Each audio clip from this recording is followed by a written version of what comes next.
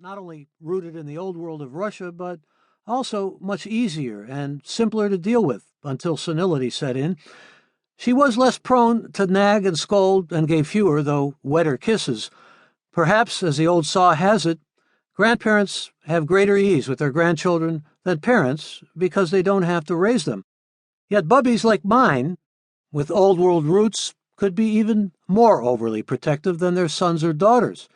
A woman friend of mine told me once that when she stayed overnight at her grandmother's house, she was not allowed to go out to pick up the morning paper in the driveway without her bubby walking with her and holding her hand. This was as true when she was 18 as it had been when she was 8. Another woman friend of mine, songwriter Rita Abrams, told me when she was in her 20s, her aging grandmother took her to the movies. As they entered the theater, her grandmother commanded, "Get yourself some popcorn." Rita said, "It's okay, bubby. I don't want any popcorn." Her bubby repeated, "Get yourself some popcorn." Rita again declined, but when her bubby once more insisted, she gave in and got the popcorn. After the movie, they went to dinner.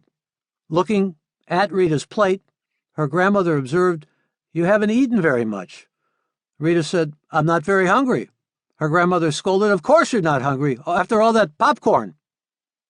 Rita's story about her bubby is reminiscent of the joke about the Jewish mother who brings over 2 new ties as a birthday gift for her adult son. Later, in the evening, the two meet for dinner, and the son is wearing one of the ties. His mother takes one look at him and says, "You didn't like the other tie?" Mothers and grandmothers can often be seen through a nearly identical lens. The bubby, however, is a special embodiment of Jewish motherhood, but one that can probably be more accurately described as a Jewish mother on steroids. Bubbies can be pictured as being even more consumed with pride and love for their children's children than for their own.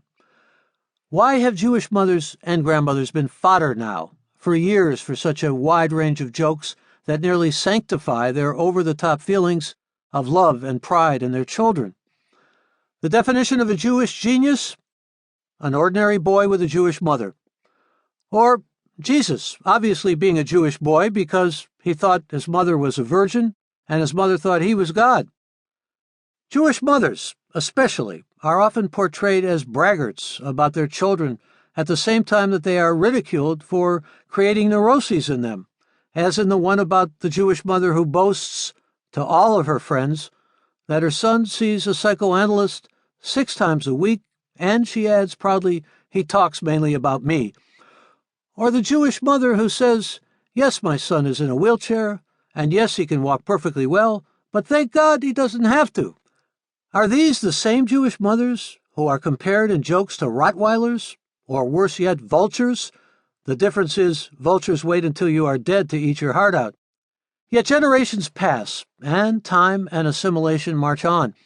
Many of the young Jewish women thought to be prototypes for portrayals in Jewish American princess jokes are now grandmothers and even great-grandmothers.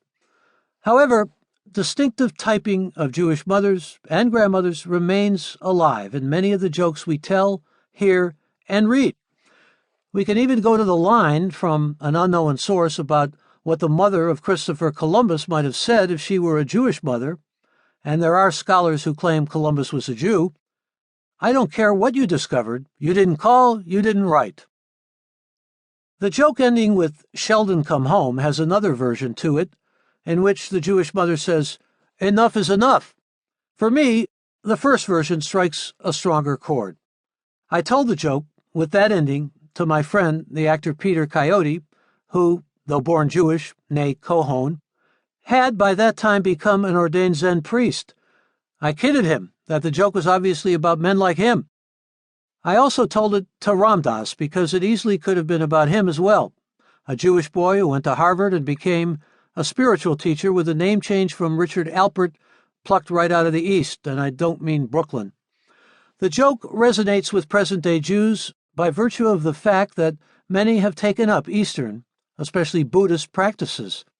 The signifiers that denote this phenomenon, Bagel Buddhist and Jubu, have become part of the popular lexicon. I know a young woman whose mother insisted